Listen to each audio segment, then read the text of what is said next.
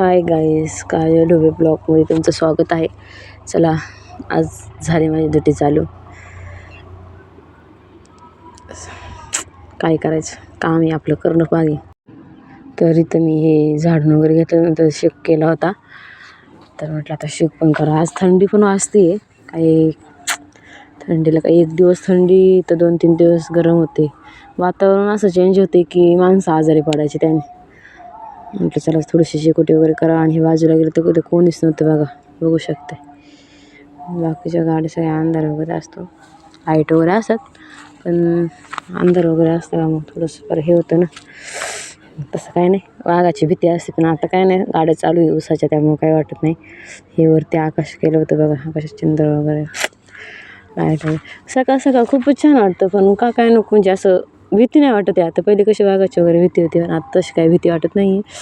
इथं शोक केला होता. तर चला म्हटलं आता इथं बसा येऊन खुर्चीवर जरा बघ, गाड्या बघत काय करायचं गिऱ्हाईक येतं. पण नंतर काय करायचं, बसल्या नुसतं मोबाईलवर मस्त वाटतं खुर्ची एकदम शांत. पण चला